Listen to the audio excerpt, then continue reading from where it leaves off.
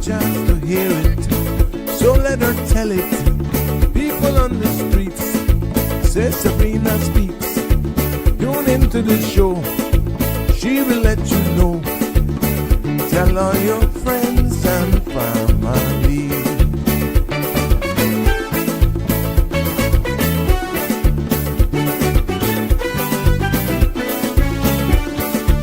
Real talk is no joke. You get the news straight up from grassroots and concerns. You can hear with some people gone. So tell all your friends to tune in to the Good evening, show. Cayman. I'm Sabrina Turner, and welcome to Sabrina Speaks, your daily dose of clarity, truth, and community insights. Every weekday from 5 to 6:30 p.m., we're tackling the issues that affect you, from national headlines to grassroots concerns. Whether you're in traffic or winding down your day, this is your chance to hear it straight and speak your truth. So buckle up, Cayman. We're not holding back. This is the show. We gotta let you know. Now we got to go.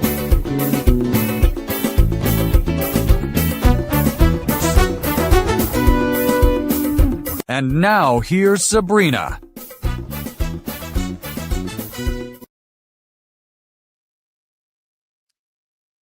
Good afternoon, everyone, and welcome back to another episode of Sabrina Speaks. Yes, and good morning to our global family. It is good to be back with you today on Sabrina Speaks, the Voices of the Islands, Conversations for the World, the podcast where voices rise, stories unfold, and inspiration takes center stage. There we go. Those links are gone. I'm your host, Sabrina, and it's good to be back with you. It's hump day. It's Wednesday. It is the eve of American Thanksgiving. You may say, well, why the heck is she making such a hoo-ha over that? Because guess what? Plenty of y'all are going to be celebrating it tomorrow right here. I know what's going on. I see and I'm hearing all the conversations and all that sort of stuff. But Cayman Thanksgiving is coming up as well.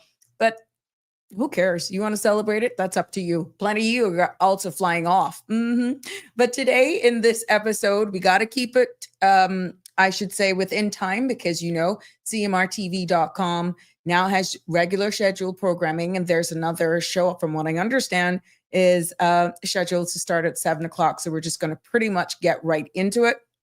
But we're still going to do our housekeeping because you matter. Thank you for everyone who participated yesterday and joined in on the very topical discussion, as emotive as it was. It continued even offline with conversations that ensued afterwards. Again, it's a norm, it appears. But today I'm going to dive into, continue pretty much in a discussion, but most important, what is being spoken about, be it in this privacy of your own homes, but what's happening right now in regards to the whole immigration reform amendment validation, because you're hearing more about this clause 35. I'm going to break it down because you're going to hear about it quite a bit, and you've been seeing it on social media as well circulating. However, the bill in its entirety, I've never presented it here in this platform before, but again, the talks are being had and the requests have been coming. I'll do my best in just trying to break this down in a nonpartisan way, but to educate you based on your acts. But it has stirred some feelings, and I can see it from both sides. But many Caymanians are saying that even though they are feeling that this is the right direction, we are actually making a step in the right direction, they still feel somewhat unprotected in their own country. And they worry that the same permanent residency and the right to be Caymanian are being granted still too easily. They worry that even with the exemptions, some positions within the civil service being exempted, that it also, that blocks a lot of Caymanians from moving upward in their own public service. But my role, again, this evening, as I've continued to present myself here to you, is to not take sides. I'm here to share facts. I'm here to break it down as best as I can with your participation, highlight the concerns, and even Once time permits, explore the possible recommended solutions that is really just staring in your face that I've heard a number of callers to this program call in and have spoken about. So together, my aim is that we would look at this bill and really what it means and what Caymanians should be thinking about as we move forward. Not only that, again, what the so-called sellout clause is, I'll go into that as well, so you're not taken off guard. But the content you're about to hear, including any discussions or opinions from myself, my guest, and our participants, is intended solely for general informational and entertainment purposes. It's not a substitute for professional, legal, or medical or financial advice. And I encourage you to consult with a qualified professional for your specific concerns. Bridge Media Limited and all its affiliates disclaims all liability for any decisions or actions taken in reliance on the information presented. Don't forget to like, follow, share, and subscribe. We see you and thank you for all of you who do. And whether or not we love you visiting, we love your comments, it doesn't matter, but it is key. Before we go into that and birthday shout outs, we got another November birthday queen in celebrating their birthday today. Just let me get rid of the weather, let you know. Tonight's forecast calls for mostly clear, but becoming partly cloudy at times with 30% chance of showers. Temperatures will fall near the mid to upper 70s and winds will be east to northeast 5 to 10 knots. Seas will be slight to moderate with wave heights of 2 to 4 feet. There was a high tide at 2:25 today, and there's a low tide for 9:29 this evening. Tomorrow, there'll be a high tide at 2:42 a.m. and a low tide at 8:30. Sunset this evening is for 5:44, and tomorrow, sunrise at 6:41 in the morning. The outlook is for a frontal system to become more stationary just west of the Cayman area on Friday. As a result, an increase in cloudiness and chance of some isolated showers will linger through the early weekend. So there you have it for your weekend plans, extended holiday or birthday anniversary celebrations. There you have it. Now, weather aligns with what I'm going to just bring to your attention. Compliments or thank you to the MRCU department. The Mosquito Research Control Unit has begun, or they will be beginning aerial larviciding across the Cayman Islands. And right now, treatments are underway in Grand Cayman, and they will continue for the next 2 weeks. Now, after that, they will move to the sister islands, Cayman and Little Cayman, in early or mid-December. And, this year's heavy rainfall has made the mosquito control especially challenging. But larviciding helps stop these mosquitoes before they mature. And each female, can lay hundreds of eggs. So reducing this larvae now prevents future spikes. So that's what they're going to be doing. So residents may notice low-flying aircraft making several passes during the day. There's a reason for that. That's deliberate because that ensures that full coverage for making sure that should tides rise or we get any rainfall, that the eggs don't hatch, okay? So the products used are safe for both the environment and public health. Now, they have also cautioned that weather may cause some delays as well, but the team will keep working steadily to share updates as needed. And of course, as always, MRCU thanks you, the public, for your patience and support as this essential work continues. So if you see low-flying aircrafts, no, it's not dengue, no, it's not chikungunya in that area.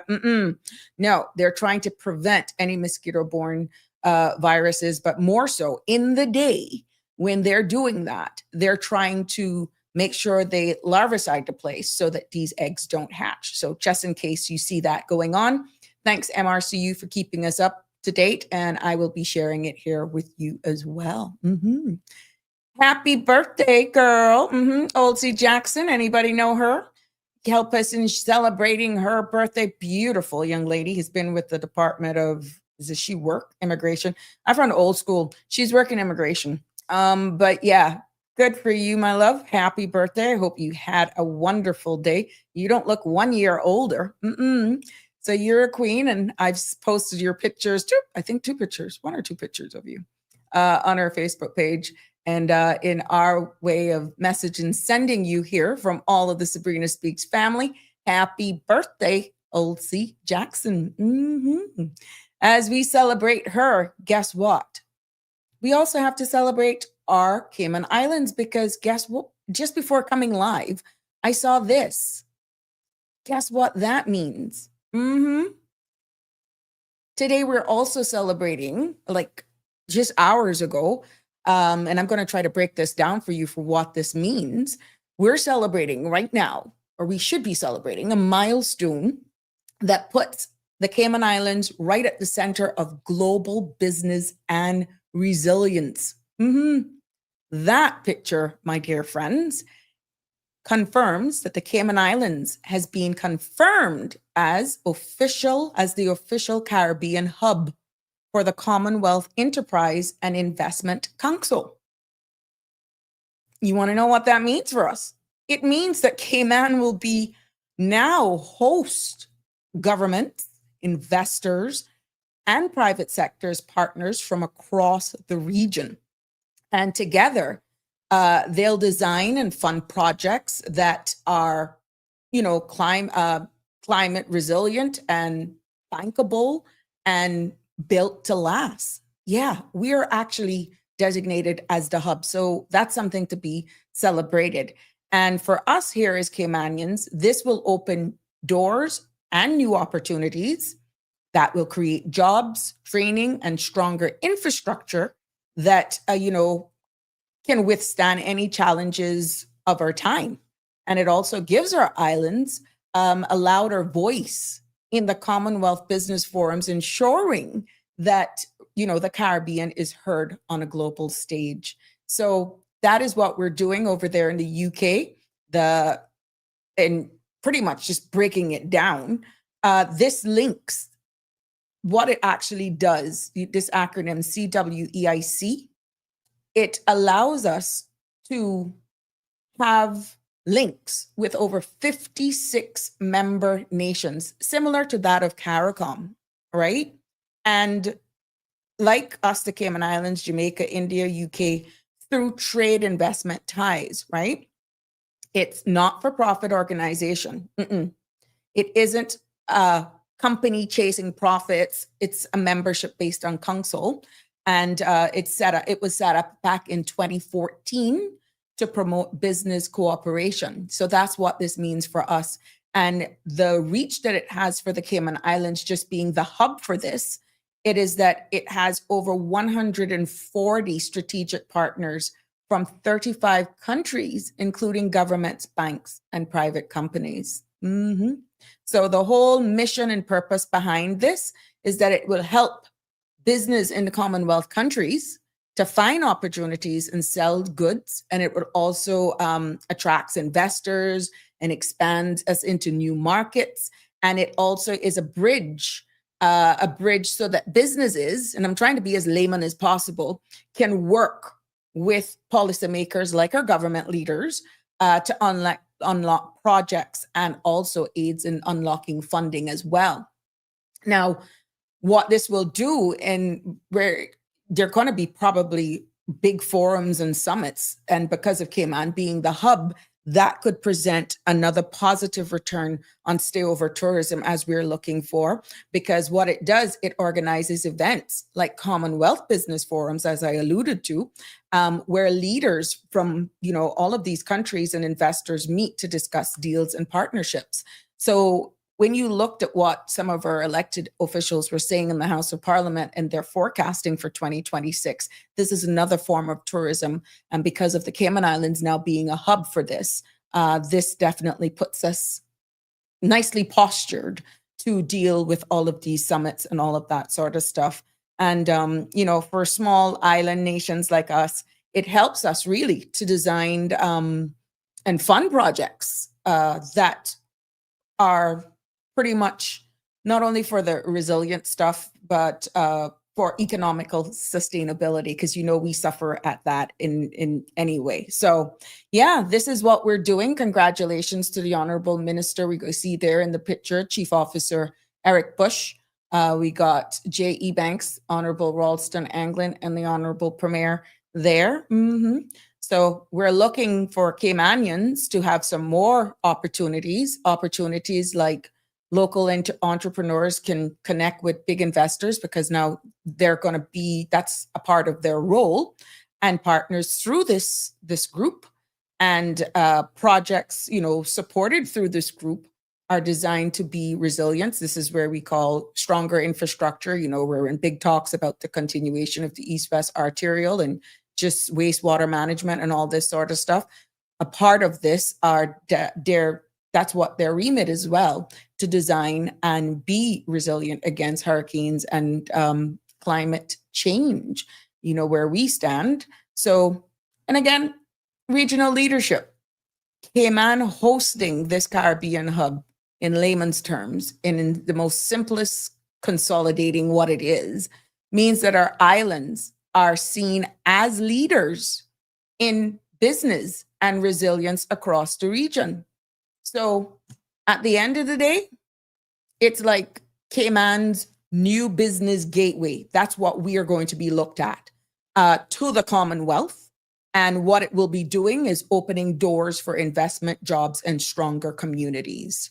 So there you go. This is somewhat tying into some of the statements that were made in Parliament through the Finance Committee. And when some of our leaders spoke, if you really have been following, you can hear how this now, and I guess until this was actually official, they couldn't say very much.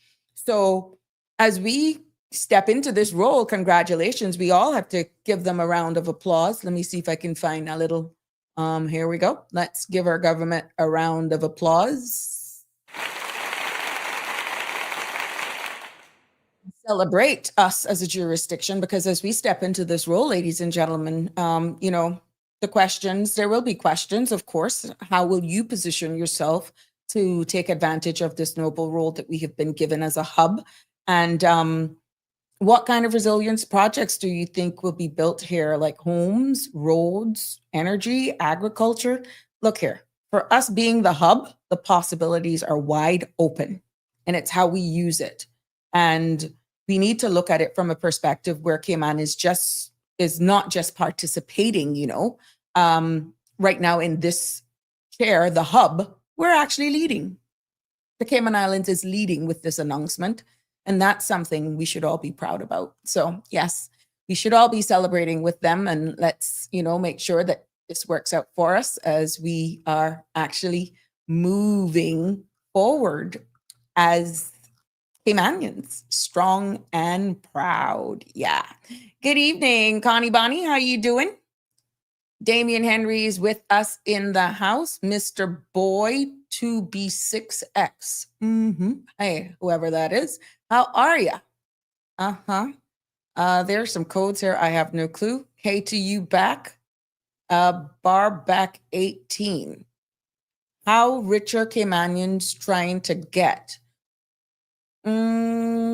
Caymanians, this is the Commonwealth. We're the hub. And you know what? As long as it's going to bring us into line, and if you heard the explanation of where it puts us, I think we won't knock it yet. Let's see exactly. But how rich are we trying to get? We got to do what we got to do. The whole thing is not leave out the people. And that's why this conversation this evening is so topical, because despite the money being here, not everybody's feeling it. But you can say that almost with every other country, right? But no, we need to be more vocal. We need to celebrate our wins. We need to see where we have a group of people now that are aligning themselves accordingly and getting international recognition. And that's why we're going to do it. Once our people are inclusive and do not feel left out, we are going to do what we got to do. Cayman is a myth. You got a British flag behind you. Cayman is a myth. You got a British flag behind you. I know what I got behind me. You're entitled to your opinions. You're entitled to your opinion, okay? I know what flag I have behind me. Yes, we were British Overseas Territory Jurisdiction. Let's get into what the bill says about at the end of the day, I want to try and bring this across, and I welcome your feedback. 345-936-8255 is the number to call to join in the conversation if you have been following what's been going on. Now, you've also heard that there's a cause, there's a third cause in 35. I will actually go into that, but I want to try to be as simple as possible with what this bill is actually trying to say. And I'm just going to go straight to the core of the bill, because at the end of the day, we have heard commentary to say, persons are saying we need to protect Caymanians. We need to have legislation where, Caymanians' status is not so easily attained, that it needs to be longer, that we will have things in place where at the end of the day, it can inhibit frivolous marriage. Sham marriages is what is being called. But let's just look at it in its entirety, because a lot of people are seeing it from a different perspective. And then I'm hearing with Clause 35 that that's a grandfather's clause, that is what is now called the sellout clause. But let's just look at it in its totality, right? First of all, the bill does three things, first of all, okay, from what I've seen. And it has taken me a little while to put this all together. First and foremost, it definitely has made the step in a direction that tightens pathways to permanent residence and the right to acquire Caymanian status, be it more so from the naturalization section and on the grounds of naturalization, okay? And many Caymanians have argued for years that these statutes statuses have been granted too easily. And this bill is designed to raise the bar there, okay? Second of all, what I found in its totality is that it addresses exactly what Caymanians were calling for, exemptions, rollover into civil service. We've seen where that is actually agreed to, and it will happen. However, it doesn't come without some exemptions.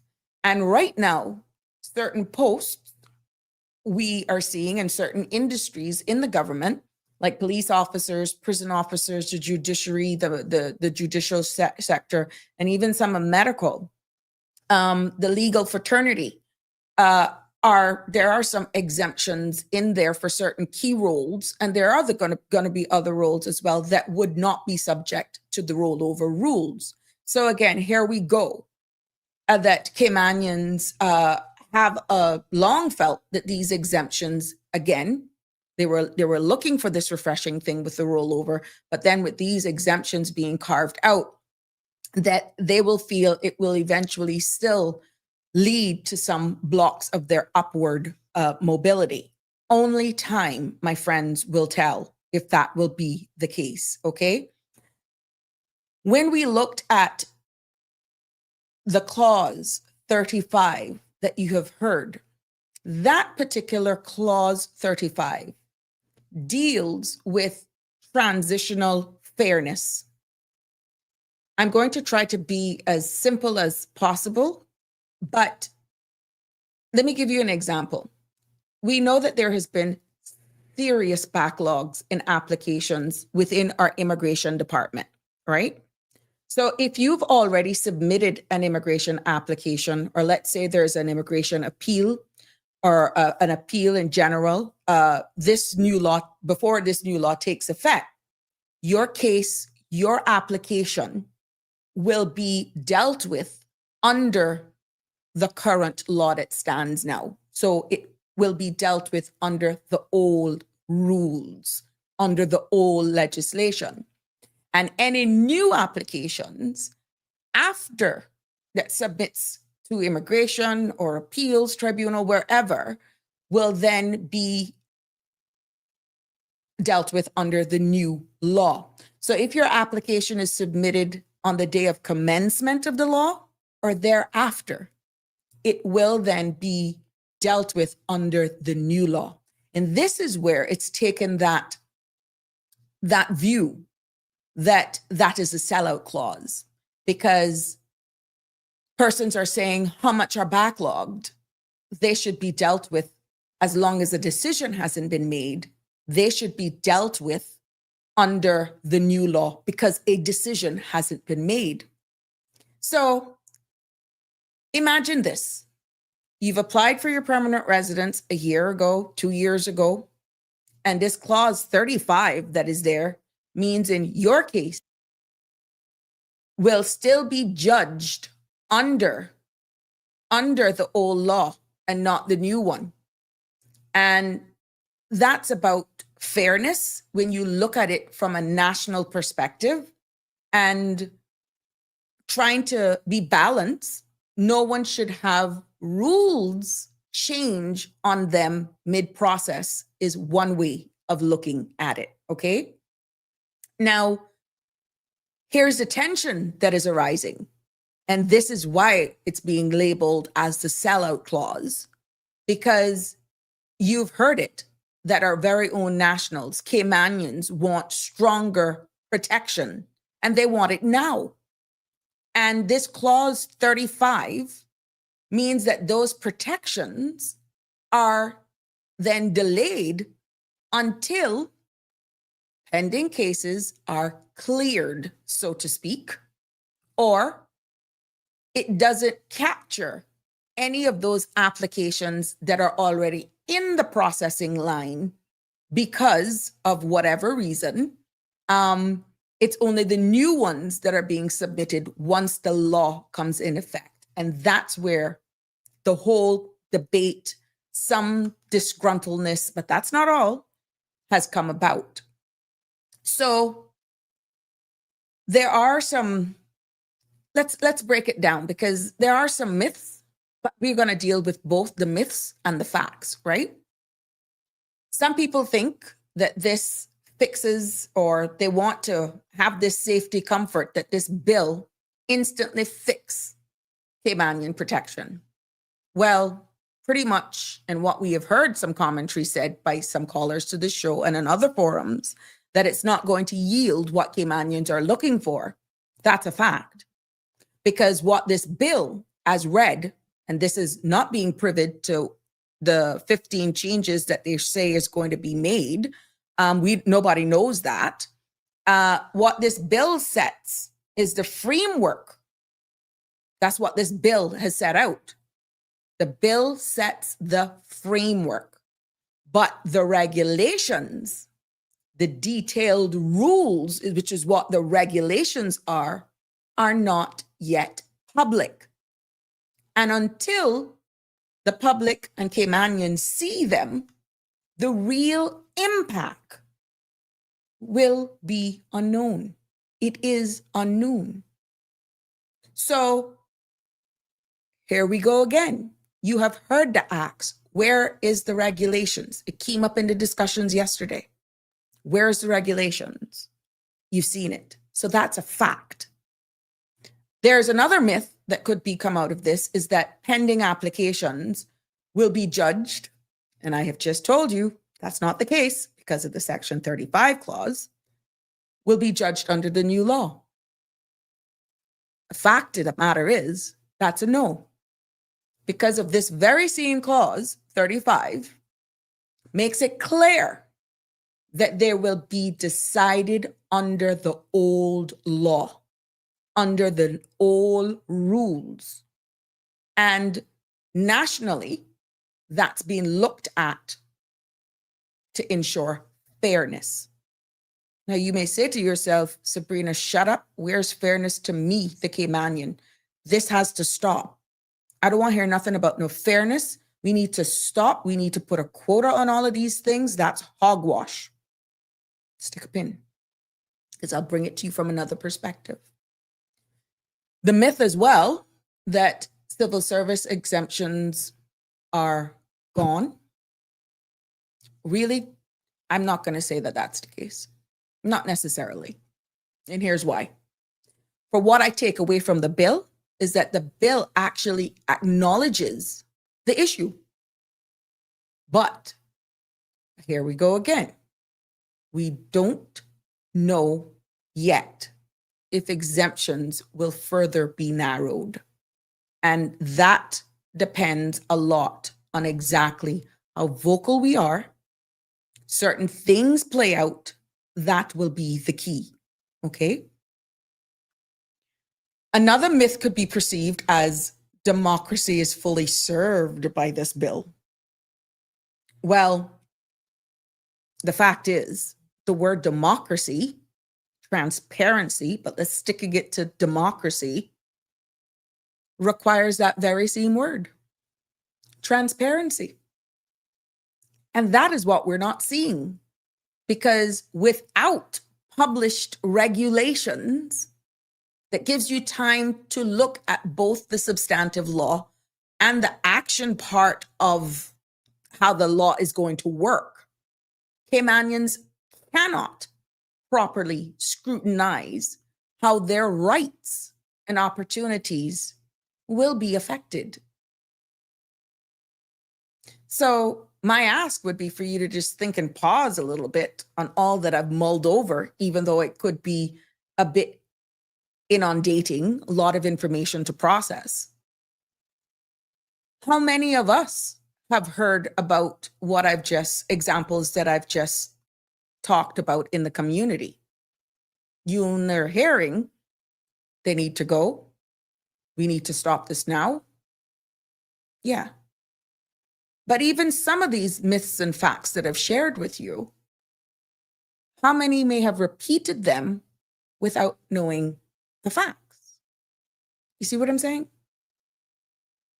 So we first need to look at transparency.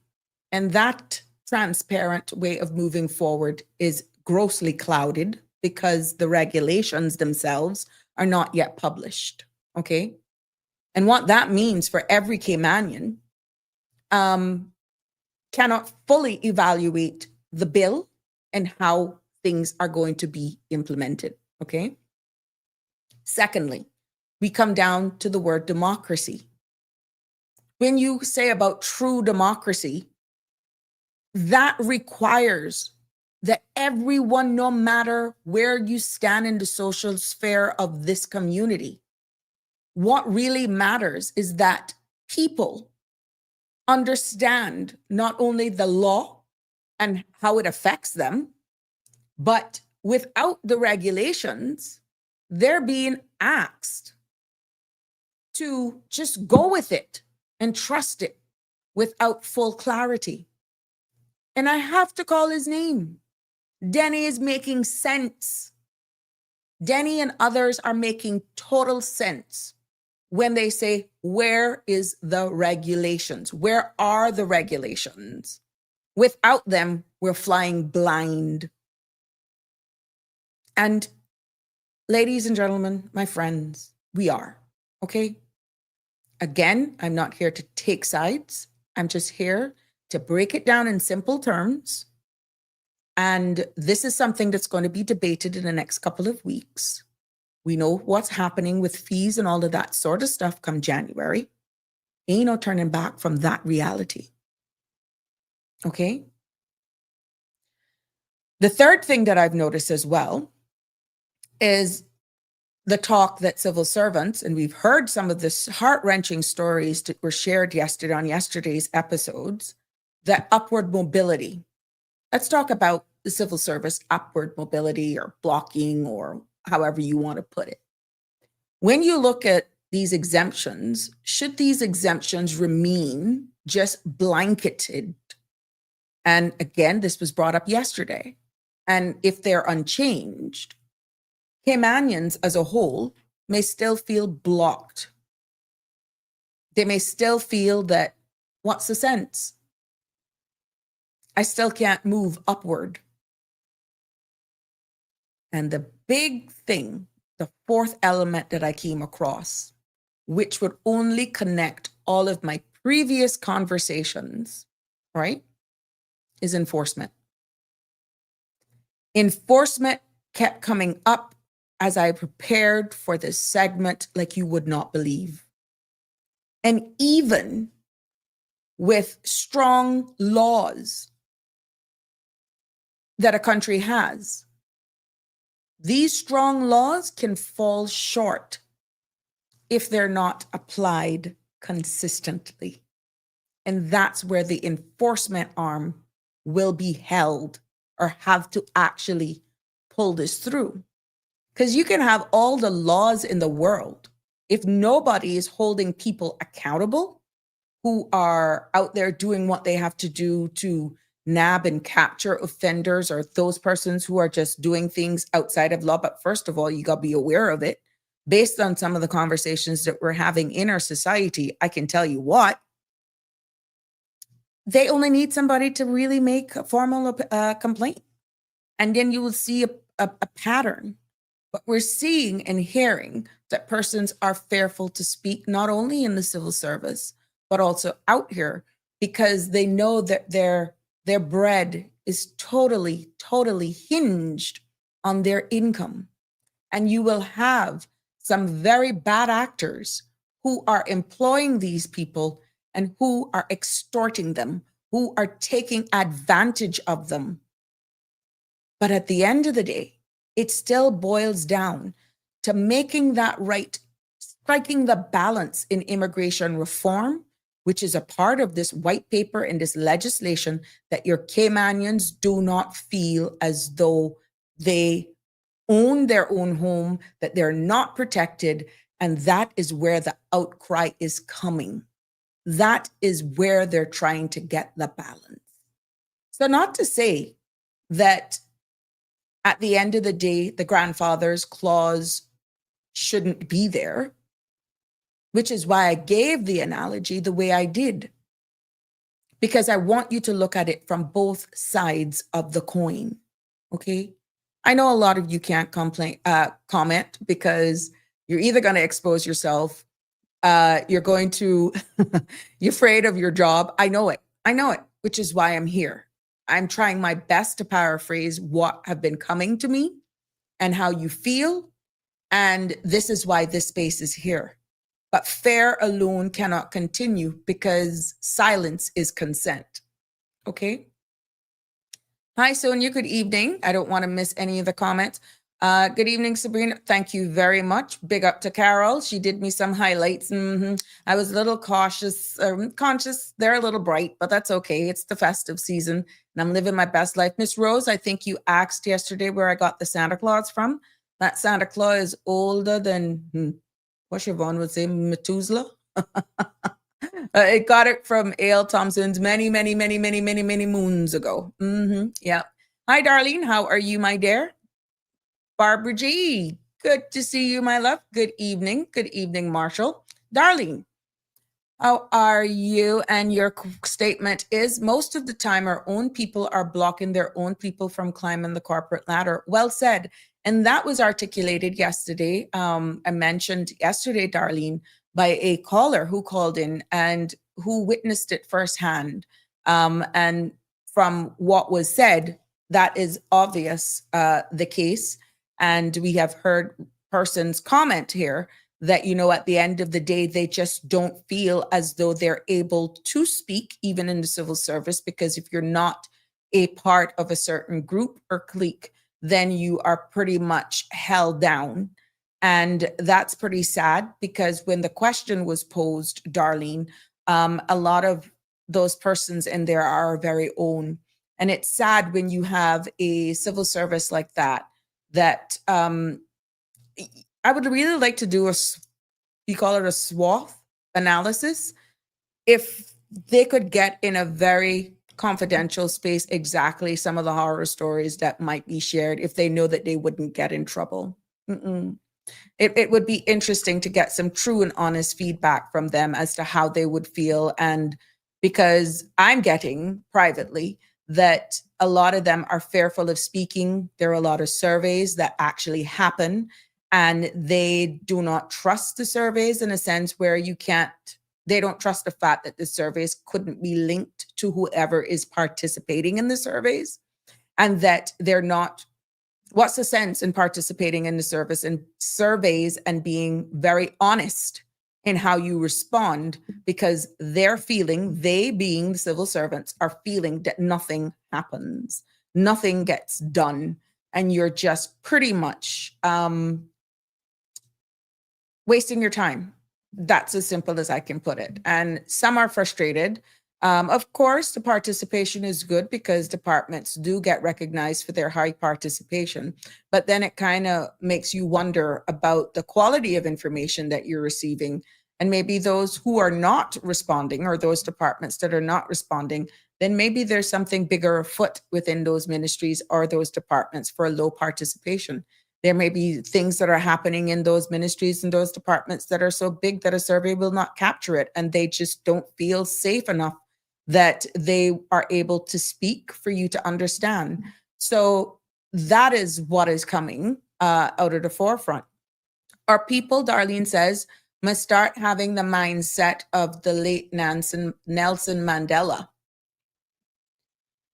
Are you saying that enforcement should be carried out by a select group of people? Whose job is it to police and do unannounced checks? That's come for the Department of Labor, DLP. Their officers are actually tasked. They have constable powers. The law, I had an earlier episode on the powers of those officers, and they can also do collaborative operations that includes the enforcement of CBC and WORC. They can do joint operations as well. But there is legislation in place that pretty much outlines exactly their rights. They could go on job sites and ask for payroll records, pension records, and all that sort of stuff. They have constabulary powers. Cruz, I'm just going to call you better last. Cruz, they do have constabulary powers. They have more than you can imagine. And they are considered the gatekeepers. But many times these operations could be joint if they may need police assistance as well. But since they've separated immigration, you got the WORC and you got the CBC arm, they could do joint operations to help with this. Because like I said earlier on, you could have all the laws in the world. If they're not being enforced, if they're not being properly policed, if you're not being apprehending offenders, and you know that there are real stories out there, hoping that everyone will be professional enough and confidential enough that should there be an organized raid or raids plan that nobody is tipped off before, then you will really see a change here in the Cayman Islands. And based on earlier podcasts or episodes, those were some of the fares that they were not handled confidential. They didn't feel that it makes sense to go and report on bad behavior of employers because 1, you didn't see the results. 2, there was no accountability. 3, many times you were setting yourselves up with your employer, and most of the time they would threaten you to say, well, we have friends in the various government departments, and before you know it, they get back to work. Somebody has already blown the whistle that I've seen your staff here or there. So yes, they do have constabulary powers. Darlene says, I experience the bad treatment.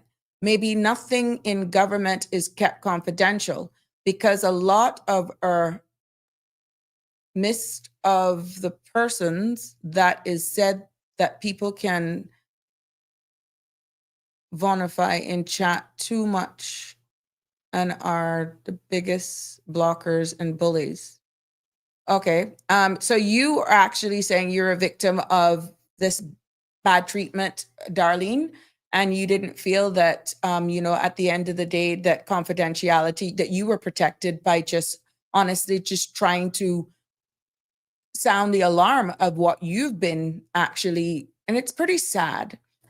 You use the term blockers and bullies, and we're hoping that as we modernize the civil service, as they have been funded of that $2 billion over this administration, that some of these things will actually implement so that you wouldn't be having persons making statements of this, and that everybody would be made to feel as though they are important and that they will be handled with the most respect. Okay, so what?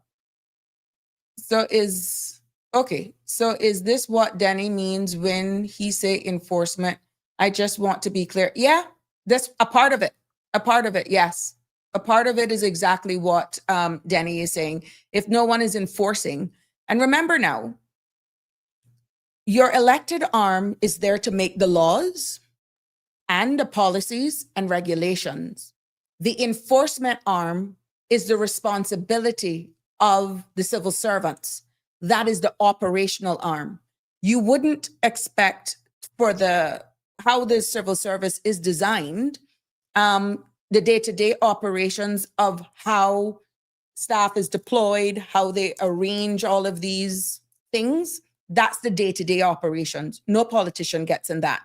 The politician is responsible for going to Parliament, making sure that the government, the civil service, is funded, and they give them a set of marching orders. This is what we want to accomplish. Do what you got to do, and that's it.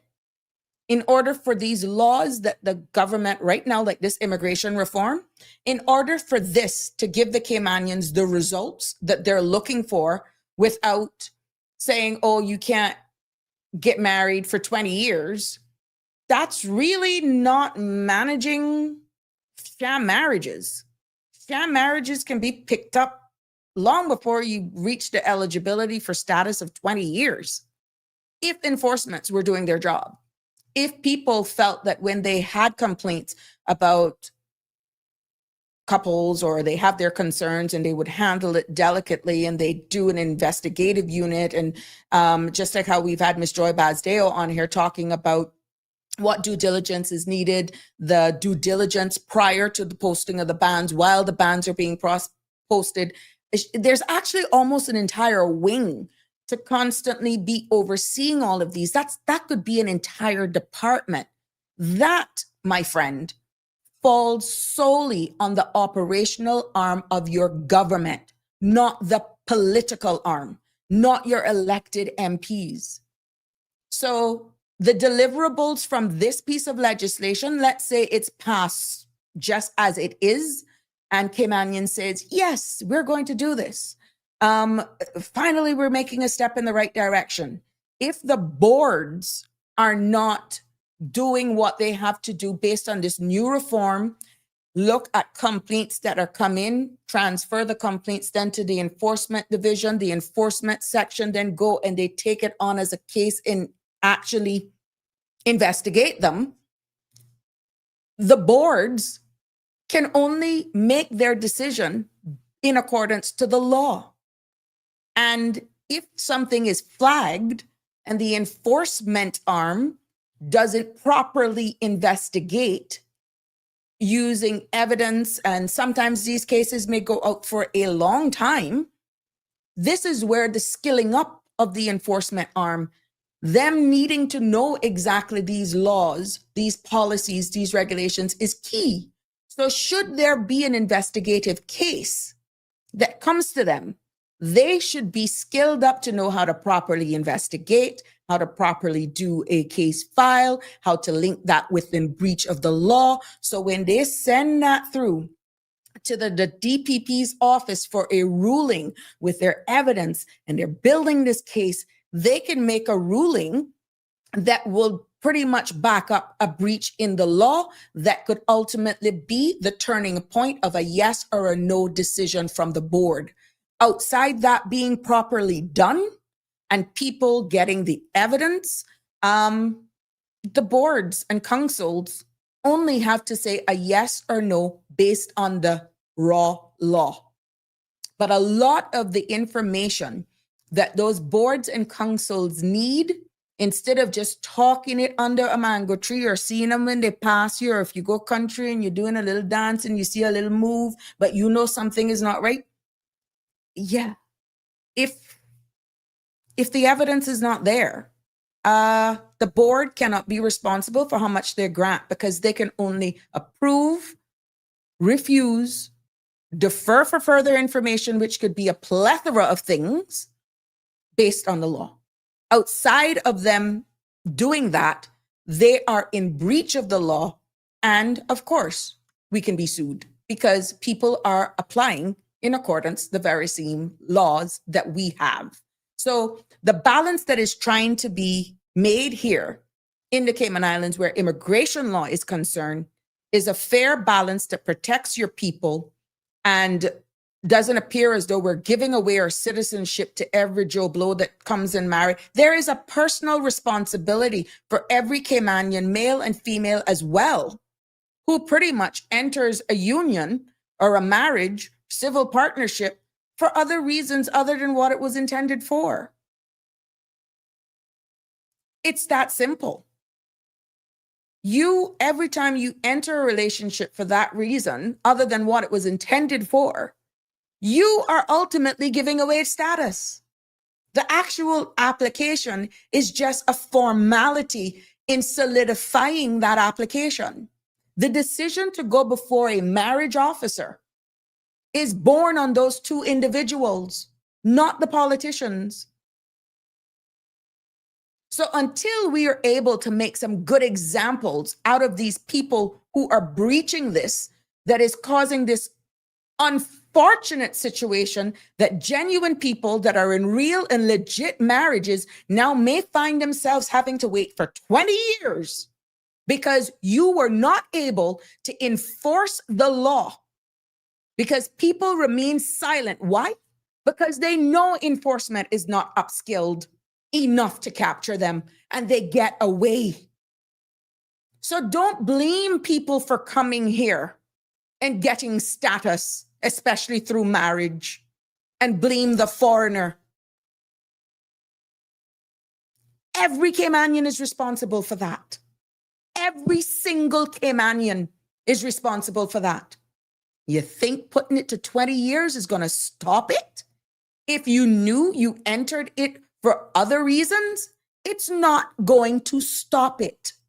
And remember, now that non-Caymanians have to also, remember now with driver's license and licensing of motor vehicles, do you know what liability that is putting on that Caymanian spouse now? The wife, the Caymanian part. When the time comes now to go and license their husband's vehicle, because they're waiting on status and they got to wait now for 20 years. Every one of those Caymanian spouses now are going to be subjected to all of these fees. We didn't see that one coming, did we? Yeah. So stop blaming the immigration law. It is the two persons that stand before that officer that needs to be held accountable. If you know you're entering it for business deals, for a mortgage, for medical insurance coverage, stop blaming the law, because the law is not the problem. It's a two-prong approach. It's lack and poor enforcement of our laws. And every Caymanian who enters into a business for fronting or marry for other reasons other than the right reasons. Don't blame somebody who has reached 15 years and have gone through the PR process, have bought their house, have been in the community and did what they had to do. They followed the rule of the law of everything the application says, behaved themselves, whatever. Don't blame that person for doing and applying for something under the laws that we've created. Don't blame them. But now we are waking up. We are now waking up as a jurisdiction. But we also need to have the hard conversations with ourselves. Be it your Caymanian as of right, generational, however you want it, or status holder that makes you Caymanian. When I say Caymanian, it's anybody who, whether or not you were born here, generational or status holder, I'm calling you all one today. And the bad behavior, even as employers and fronting, you're selling out who we are as people. You can't blame one expat for you entering in it other than what it should be. And if we are going to go down and have the real conversations, this is the truth. You may not like what I have to say, but you can't say I'm not speaking the truth. Why should you penalize persons who have come here, made here their home, have behaved themselves, have met the threshold of being able to make their money stretch, buy a home, build a home, buy land, have done all that they have to do, raise their family, pay school fees for their children? The people didn't come here unless they were invited. By who? A Caymanian-owned business. And even some of those who come here to work in the hospitality industry, for example, they don't leave their heart where they're from. At some point, they're going to assimilate or mix with somebody, be it Paper Caymanian or thing. What happens? Oh, I'm not going to fall in love with you because I have to be now married with you for 20 years. No, what I'm saying is that could be a legit relationship that is born on true love. And now you're being penalized. Penalized because of a number of bad actors and a lack thereof of enforcement. Darlene says, maybe a lot or most of the time, the enforcers are the problem. That's why things can't get better. Well, I know one thing. We can beat up ourselves. We can get on public forums as much as we want. We can change laws. We can go to the UK. We can do whatever we want. Our laws, regulations, and policies are useless if we do not have persons enforcing the very same law. Keith Orritt, the enforcement arm is the Ombudsman's office. And, well, what we're talking about in the context, Keith, is based on a question that was posed earlier on. Yes, I got you. Okay, I got it now. I'm going to apply for that position. No skinning up around. Well, I'm hoping. There was called for an entire department to do due diligence, similar to what I think they were doing in the UK to nab same-sham marriages, similar to that of ICE, but more so with the discussion from Ms. Joy Basdio was doing the due diligence on this part. But I don't think it should just be limited to marriage. I think there's a bigger department that is needed to actually even deal with how some businesses, no matter whether you're a law firm, an accounting firm, or you are a mom and pop janitorial, landscaping, construction business, I feel we really need a big department that is just focused on being exactly what they are, enforcing, being gatekeepers of our jurisdiction. Yeah, a serious cleanup is needed. Who got the balls to do it? Well, at the end of the day, the civil service is controlled by the deputy governor and is action, of course, by a lot of the chief officers and department heads. And they sit down with their politicians or the ministers, and the ministers see exactly what they offer, what the ministries have to do. And once it's funded, they do the projections as to what they want to accomplish, be it in these next 2 years or for the entire 4 years, because we know not everything can happen clickety split. But when we're talking, bringing it back to this particular conversation,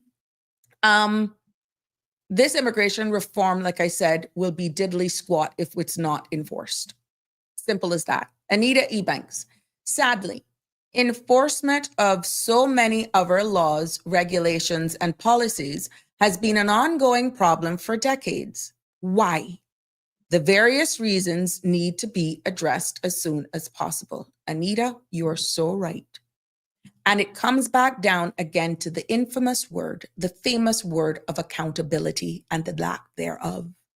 So much persons have commented on this forum and have expressed how concerned, how frustrated they are when it comes to certain services and people just doing what they have to do.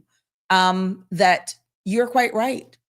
The various reasons as to why these laws, regulations, policies that has been lacking for decades, that has been presenting themselves, and it needs to be addressed.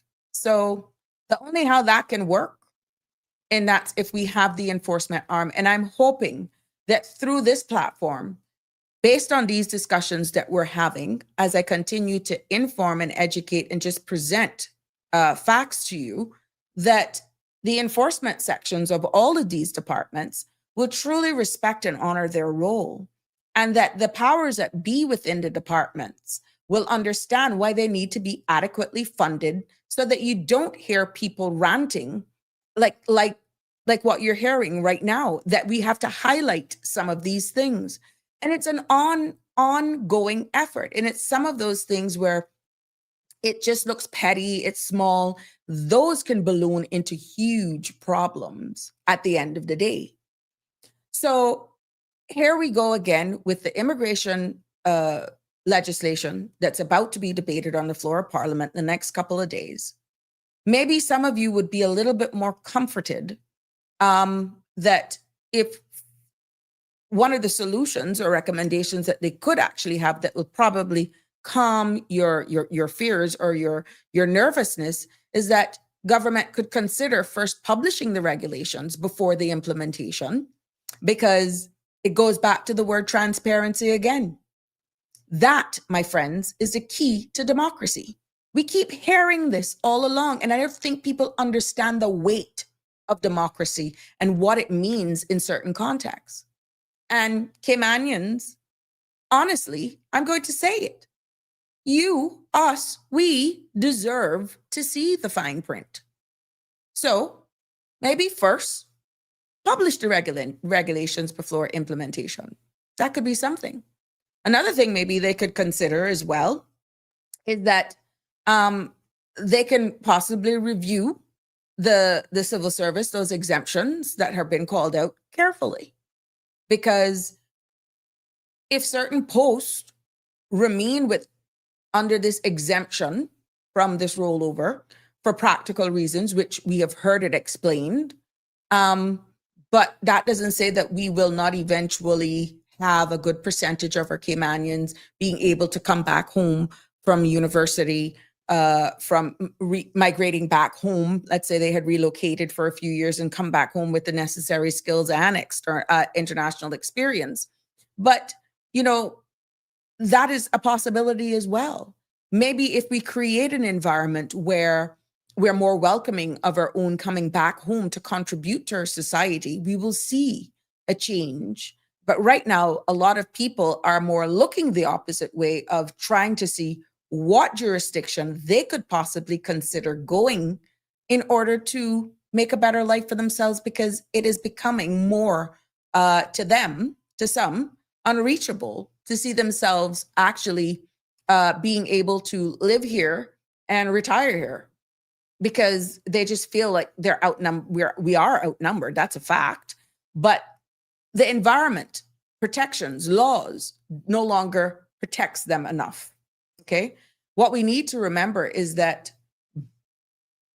pathway needs to be balanced in the civil service so that Caymanians are able then to progress into a lot of these leadership roles that they're seeing now appears to be unreachable.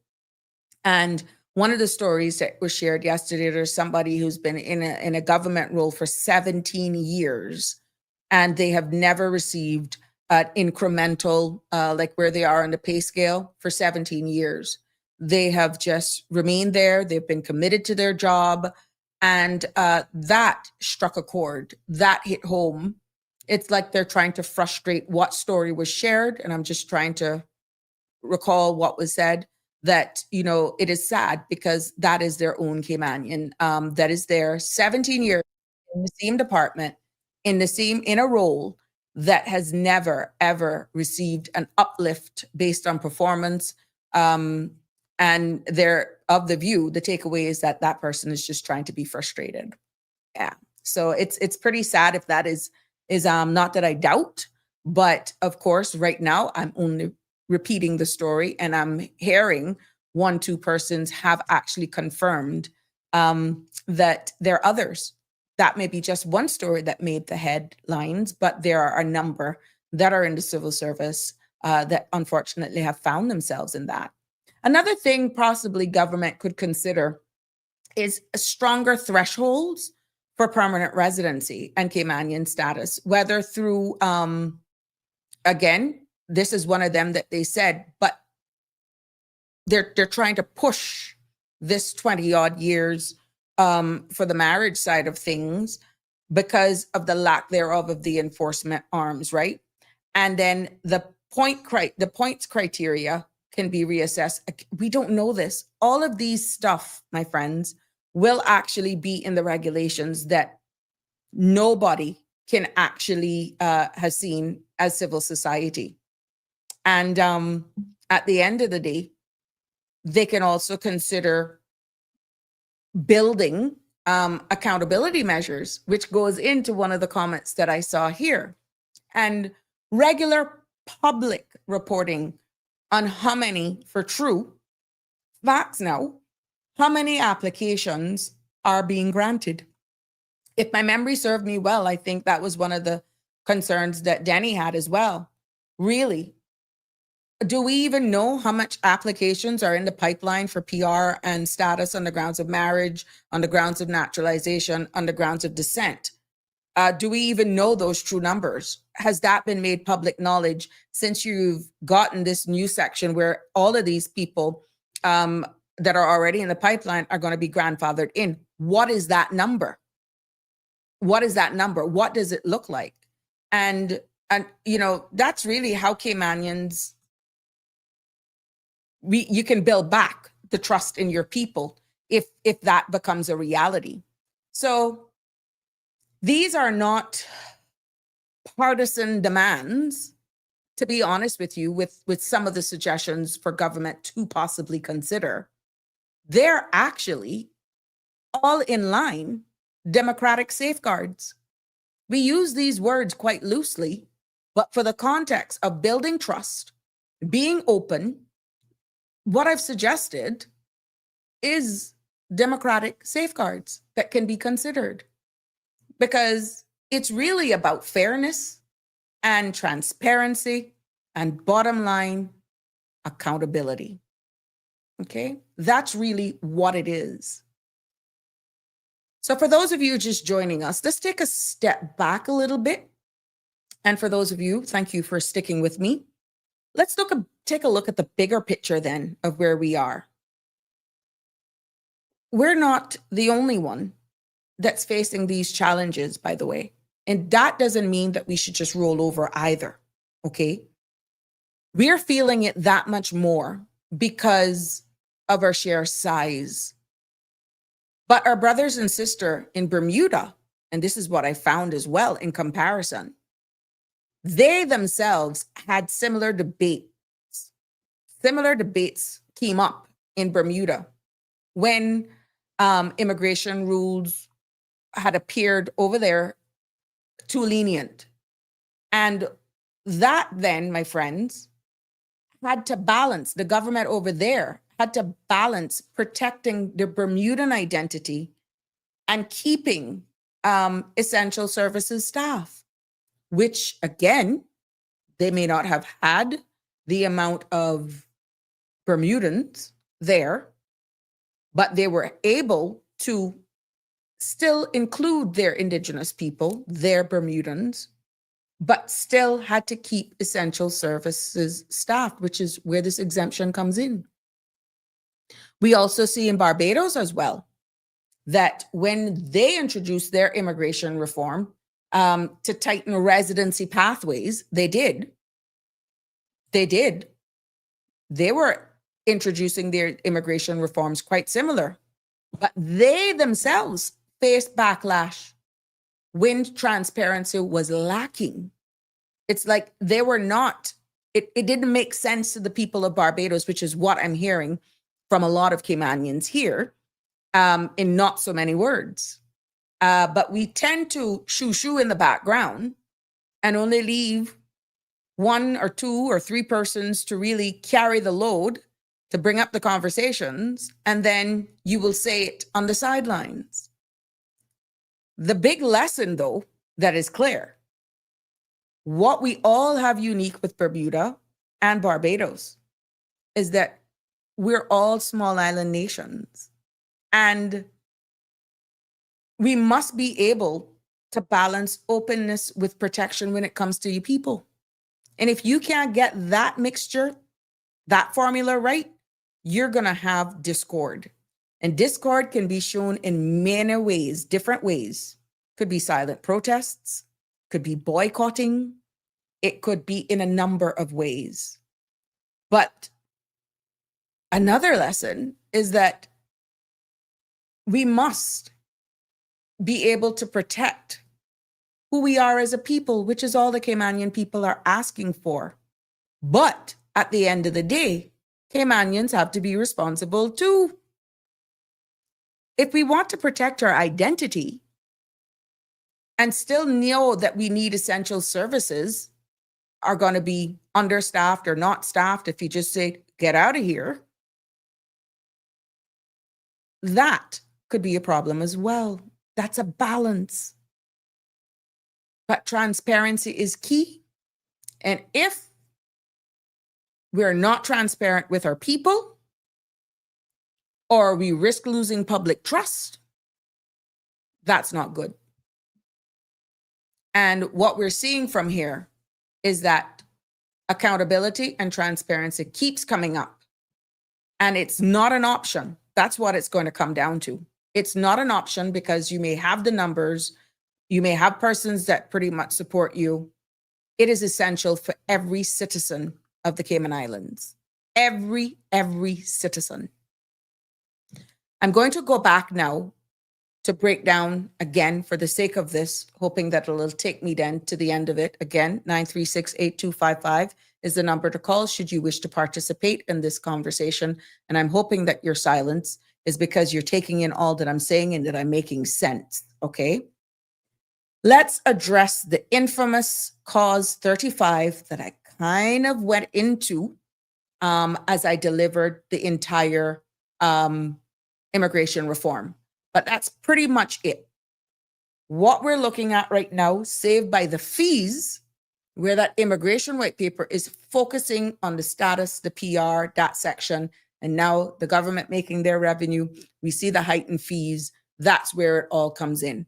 But this first phase of what we're seeing in this bill is addressing pathways to status, pathways to PR, and then they just slapped on a whole heap of fees that's going to impact everyone, okay, at some point, directly or indirectly.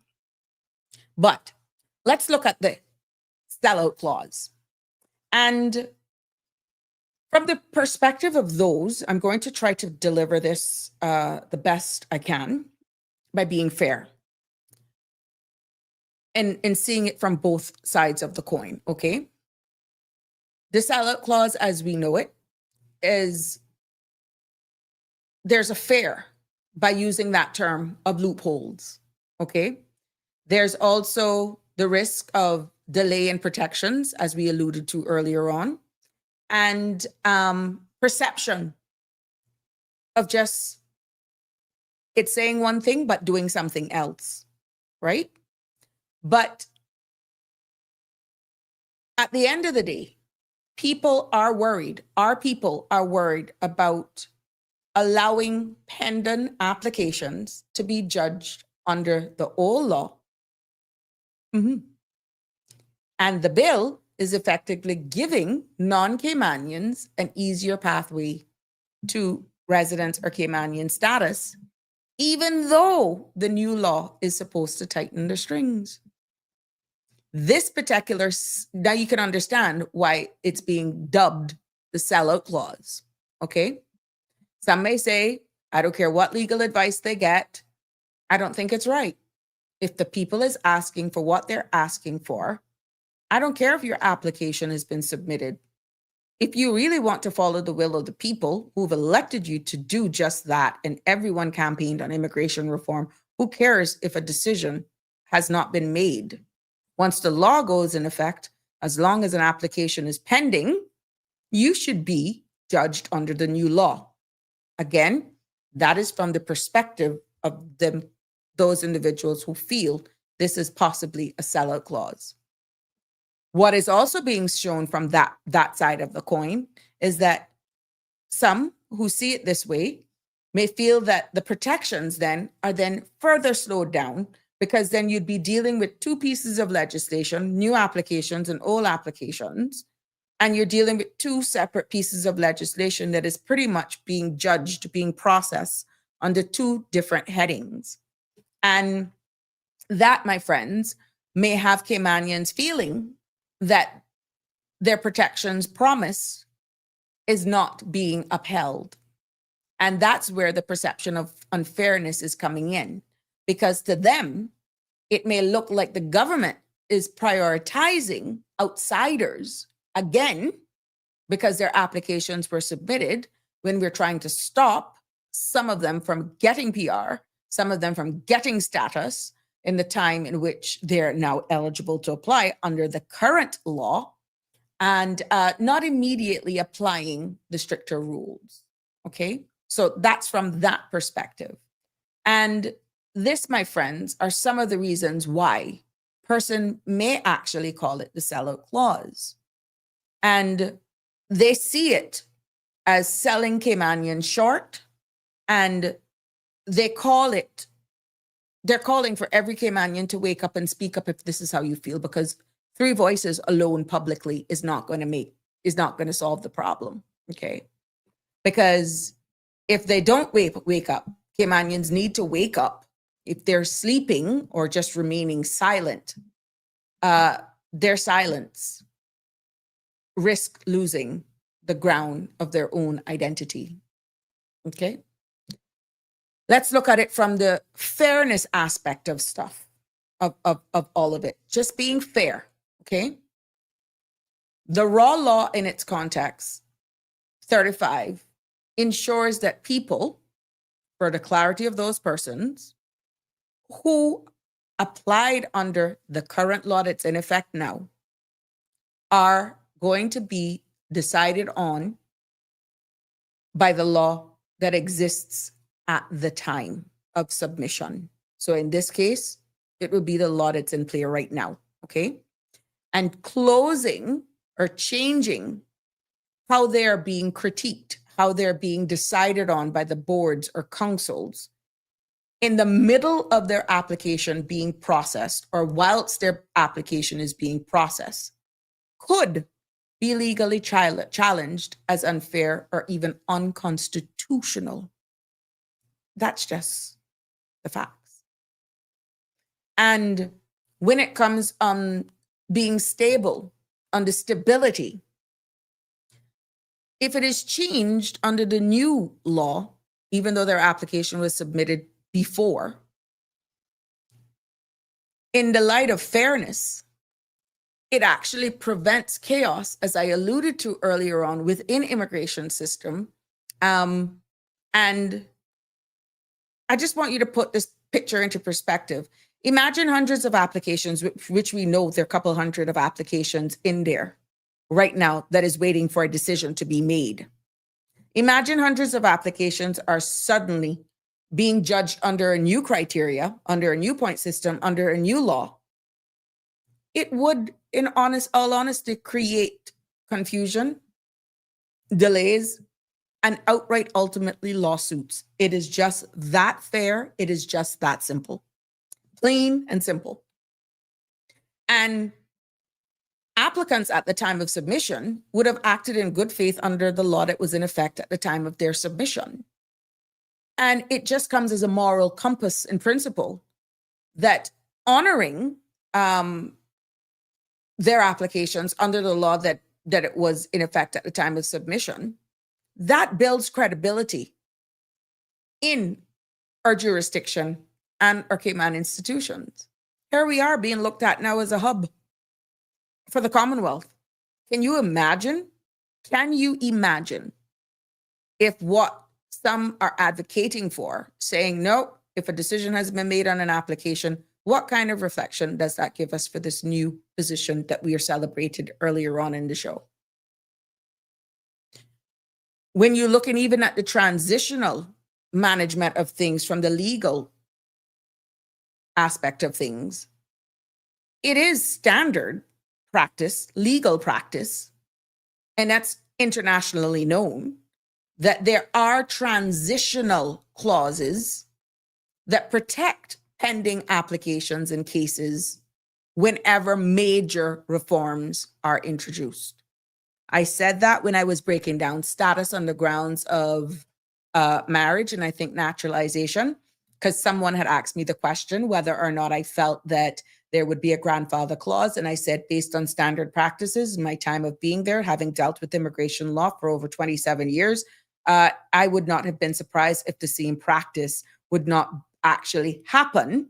And what they did now is that they're actually putting it in law because that was a practice. They have solidified their reason for the grandfather's clause without saying it because it's now actually going to be embedded in the piece of primary law, the primary legislation.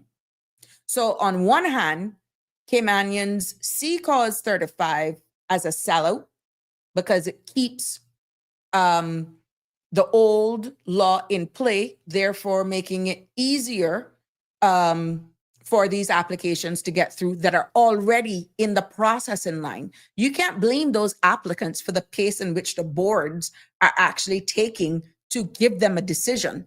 That's no fault of the applicant, okay? And Caymanians will worry that this whole cause will undermine the very protection that the bill promises or what was promising them. But then, on the other hand, the cause is about fairness and legal stability, okay? Yeah, some may say, but here we go again, Sabrina, we're diluting who we are. Yeah, but you have to be fair. You have to be balanced. These are not just applications that are new. They are in there and no fault of their own doing that they haven't been able to receive a decision in a timely manner.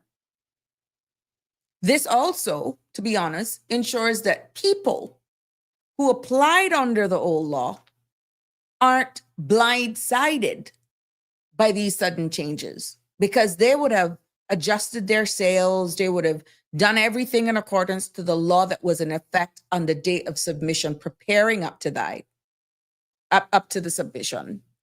And then they're blindsided. So really, it's a safeguard against chaos and unfortunate legal challenges. You can see how much money now government is out to pay.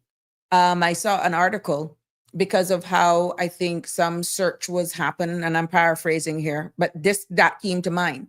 With this cause, it saves us from multiple lawsuits if we do it, if we implement the new law on applications that are still being processed.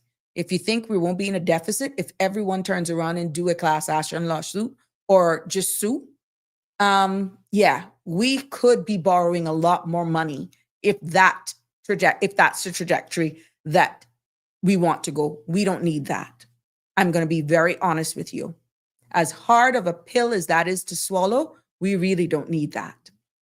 So, in all fairness, both perspectives have merit. I'm not shooting down one or the other. Both have merit. But the real issue is how long the transition lasts and how many applications, which we really don't know, are or will be or could be affected or not be affected because of this clause, and whether Caymanians will feel that the new protections are being delayed too much.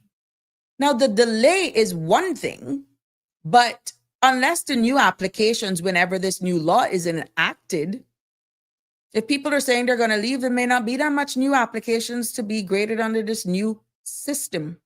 But we still, with this cause, have to deal with those under the old law.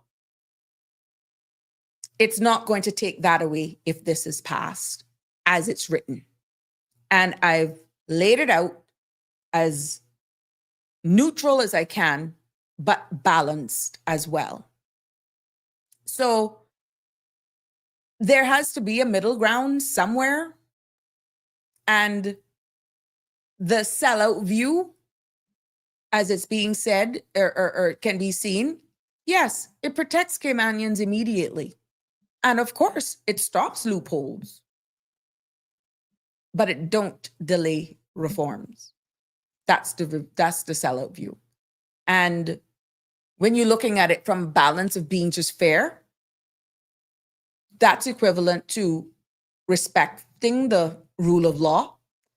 And it can also aid in avoiding chaos, honor good faith in applications. Yeah. So at the end of the day, if you feel that,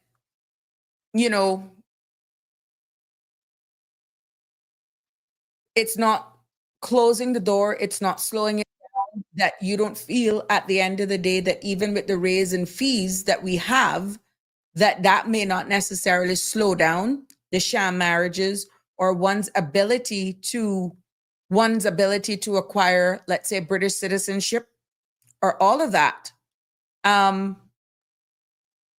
People will save up for it. They will. I think what we need to be to just create this middle ground where everybody can be happy is to just be totally transparent. That would be my message to what I would send to my friends in high office.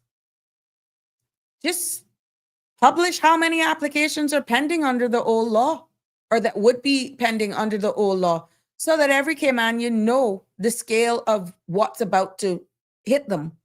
But it will also reveal that there are issues in the processes within WORC and the pace in which the boards and councils as well work at for whatever reason. Another thing they could look at is just a clear timeline. Set clear deadlines for clearing all pending cases and applications so that new projections will take effect fully, because maybe there may be something enshrined in law that gives a certain period of time if it's not already there, but again, not being enforced, how long an application should take from submission to processing, save by incompleteness. But that puts onus on every applicant, because then do we set the guidelines where, okay, if you want fast processing, make sure your application is not missing one item, because if it comes in to be submitted and incomplete, we have rights to reject it, meaning not accept it if we go through the checklist and you don't have everything that completes your application. Another thing that our colleagues can do, my colleagues and friends could do, is probably implement safeguards. Prevent last-minute surges of applications by setting cutoff dates.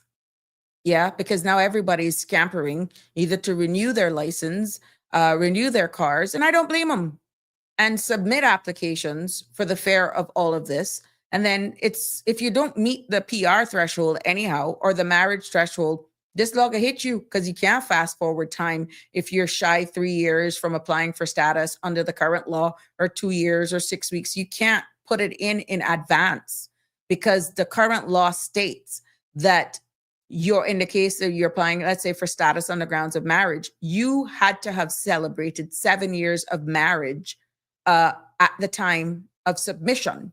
So if you're 6 months shy, if you're a year shy, you can't submit it now because of this law that's going to come. You would have had to celebrate your anniversary or meet your eligibility anniversary in order to submit. So it's not like my driver's license is not up for renewal or to be renewed for the next 8 months. I can go now, once I have the money, and do a 3-year or a 5-year now, when they just collect my money and I walk up with a driver's license that's valid for the next 5 years, example. You can't do that with status. You can't do that with naturalization. You can't do that with PR, because at the day of submission, you have to have met that legal and ordinarily resident threshold. You have to have met that X amount of years of marriage in order to submit the actual application.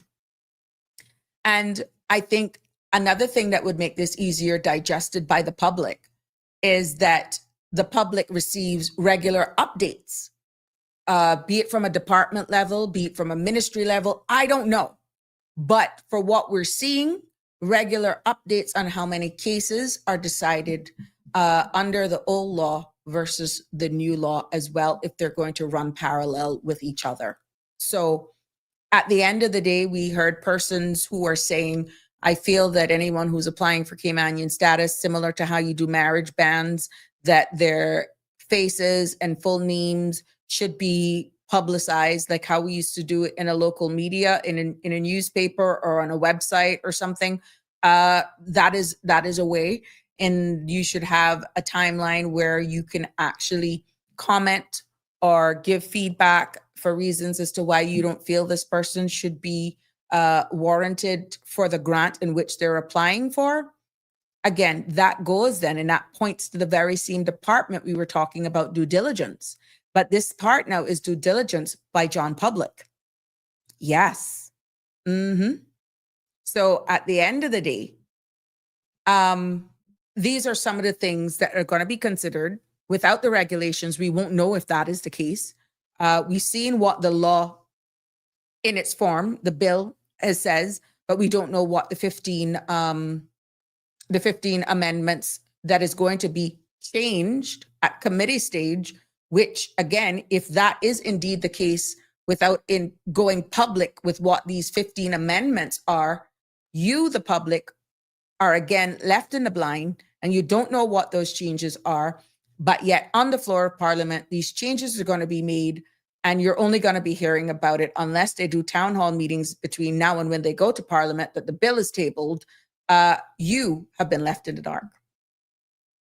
So some may ask, well then, what if this clause is removed? What if the outcry of this cause, what is the importance then of this? The implications, to be honest, I can pretty much go through if it doesn't exist of pending applications, is that there could be unfairness to applicants, judicial overload, and I'll break it down for you what that means, and just outright administrative chaos. There's also some serious social and political consequences that could come without this actual cause being in there. So I can understand why it was important for them to make mention or have something of this nature. Now, when we talk about the unfairness to the applicants, I think I ventilated that. I've given my reasons. Whether or not you want to stomach it, it is an actual fact. And I'll repeat it. It is no fault of the applicant that an application is taking 3 years, 4 years, 5 years in some cases. There's no fault of the applicant. And the unfairness to these applicants is that, outright exactly what I said. If you applied under the old law and those rules then suddenly change and new requirements you have to face that they didn't know about, that automatically can put them on the back foot, that they were totally oblivious to and would not have had enough time to have possibly met the requirements of the new rules, right? And that could be challenged in a court as a violation of natural justice, which under immigration law, there is a section under the immigration for an appeal that if you could prove that you have been disenfranchised under natural justice, you can actually win your case and the refusal can be overturned. That's an unfairness to the applicant, okay? And then from the judicial overload, which again, people are entitled to judicial review if their application were refused, they weren't successful with, let's say, an immigration appeal, then your next step could be a judicial review. Yeah, but not only that, because of how it's in breach of or violation of the whole process, their rights and all this sort of stuff, separate and apart from immigration appeals, courts could actually be flooded with appeals through the courts, arguing that the very government who's trying to protect the people changed the rules mid-process. That's in their remit. That's in their right. And you could have a possible judicial overload because of that very same thing. Administratively, if the cause why these applications are not being processed in a timely manner because of lack thereof of processes, streamlining of work, incomplete application, those hardworking immigration officers and clerical persons, including status and PR board personnel, would have to reevaluate hundreds of pending cases under the new criteria, therefore further creating delays and confusions. Okay. Looking at it now without this cause, social and political consequences could come of it. Again, loss of trust, potential of instability of our very own immigration, and community tensions, which we're already feeling. But I have to bring it to you in its totality so that you can see it from all sides of the fence. The political consequences and social consequences, when it comes to loss of trust, is that the very same applicants, no fault of theirs, and the wider public might just feel that how these new laws could be implemented is either unreliable, that our government is unreliable, they're changing rules after people have already, because that's how they're going to look at, already invested time, money, and their expectations to align with the very same applications they've applied for. And the instability, the perception of instability, that could come about because our very own immigration system itself could take on the image, the characteristic to be seen internationally as unpredictable, and it could be discouraging for skilled professionals from applying. Again, I bring you back to what we celebrated earlier on. I'm bringing you back to our jurisdiction now being the Commonwealth. We're going to be a hub for it, right? And that perception is what we don't need. So here they are building us up, and we got to be careful with some of the decisions that we make, but also with a balance. Okay. Side note, Tartarian. Let's see what you said. It was in the UK news last week that the British are now a minority in their country at 35% of the population. The other percentage is mostly Indians, followed by the rest of the world. Tartarian, thank you for that data. I think I caused that myself, and I said, oh my God, that's no different than here. They're headed down the same path as us. And, at what cost? What are they going to do in order to, are they going to be listening to their people?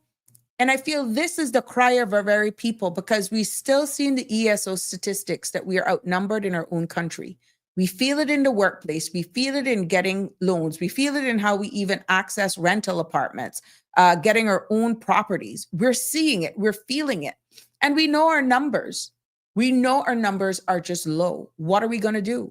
And this is why it's this big race for immigration reform. But we have to deal with it balance, with dignity, but respecting how certain things are implemented and thrust could actually pose even more problems for us if it is not managed properly. And that's where the community tension that equals the social consequences, the rush, I think that's where it's coming down. The rush in order to get something needs to slow down, is where I think Denny was going, now that I've put it as best as I can in its totality, okay? Because the tensions that we're feeling, the heightened fees that we're seeing, it's all coming down on us one same time. And our Caymanians might feel welcome with the structured rules, but families and business relying on these pending applications. There may be a Caymanian-owned business that are like, yay, I'm now going to get out of those PR fees because you've been so dedicated to me. Now you're going to have status, da-da-da-da-da. But then it also comes a risk with that person going to be a competitor too. Look, I know we can go at this all day, but it doesn't take away from just being fair and balanced and just dealing with it logically. And we will not know, unfortunately, how this new legislation, it all depends on what get passed in the House, because we're all having this conversation before it's even tabled. This is why it was hard for me to really deliver this, because there's so much unknown. And I can hear Denny's now. This is why we need to see the regulations. This is why it needs to slow down. I know.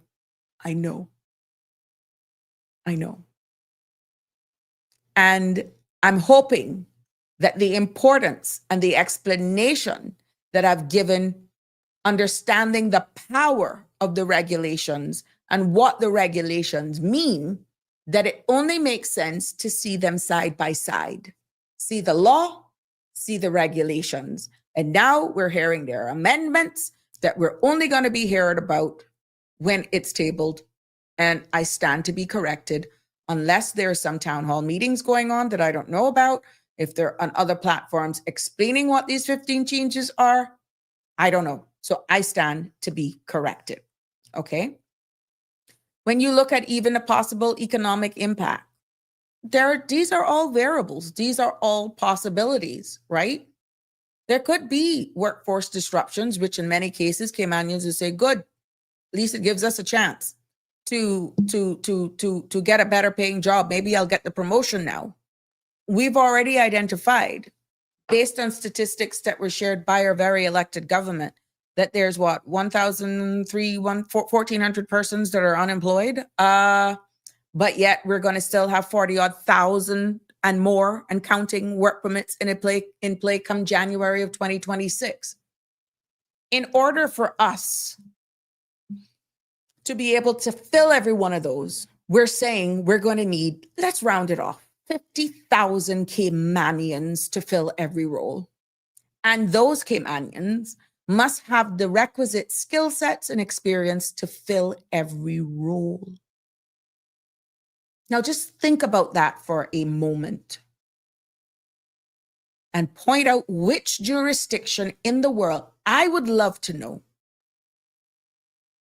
that their percentage of their own people occupying every position in their country equates to, let's say, 80% of their own people, 90% of their own people occupying every role. Tell me, please, I would really like to know. Let's go 90%, because we realize we may not have someone holding the certain skill set for certain roles that are here. So just leave it at 10%. So let's go for 90%. But with these new laws, even though work permit fees have been increased and whatever, are we then going to say then that the filing fees, we're not going to deal with the work permits unless the filing fees, the differential is collected?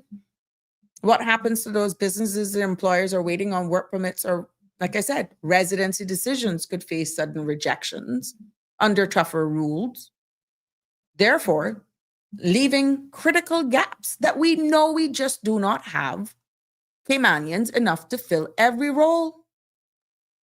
It's just the fact. Darlene, our leaders know that they know what they're doing. They're just trying to make our people think they are for us. I know they're not fooling me. Thank you for that. Tartarian, why would it create a lawsuit? They came to Cayman to work, not to seek status. Workers chose to remain here. They could have left the island. Who promised them status like Christmas bonus? Our laws, Tartarian. The laws, Tartarian, gave them the right to apply for permanent residence once they met the threshold of being here for 9 years. They had the right to apply for permanent residence. That for them to get here or to reach that 9 years threshold to meet their eligibility, I'm just using permanent residence for right now, it could only get under two ways. approved work permits being renewed or change of employ, whatever the case may be, or by government contract. Okay? On the grounds of marriage or for status, we all know how that is. If you here and you fall in love with a Caymanian and yada, yada, yada. So it's our laws. It are laws that created them. Many people came here not, and you've heard the stories, not ever looking to be here, but for whatever reason, their contracts kept being renewed, their work permits kept being renewed, and before you know it, they became a part of our society, and they look at our immigration laws and says, well, there's nothing that stops me from applying. Why not? Okay, it says, I need to do this in the community. I need to walk a dog. I need to go and make sure I participate here. I need to sponsor a Caymanian. I need to go and read to them. I need to make sure that I have a minimum of 20,000 invested in a piece of land or developed real estate or a business that I'm a partner of where I can show I've invested a minimum of 20,000 of my money and get some references, which in this case for PR, references don't matter, but references to prove that I've been a part of training Caymanians. I have done with the prison ministry. I've been very active in the church. I've walked dogs. I have been a part of this. I've been, yeah, why not? The law is clear. So no, they may not have started off wanting to be here, but our laws allowed them that pathway to make a legal application. Good evening, caller. You're live on Sabrina Speaks. What's on your mind? Good evening. Just listening to the conversation from yesterday, actually. Mm-hmm. Yeah, I agree with most of the things you're saying, but I guess wondering we gonna be playing this situation, this game forever. Mm-hmm. Mm-hmm. If we not gonna get out of it if we don't do what we gotta do, and it's an easy thing to do, you know. And what I would just talk about, just rebooting the button, just press the button to reboot, Reset, reboot the go back to situation. default. Yeah, reset it. But Like how you do a computer or something. mm-hmm. But The you train already left, and it's way ahead of the Caymanian people, mm-hmm. and we're not gonna catch it again.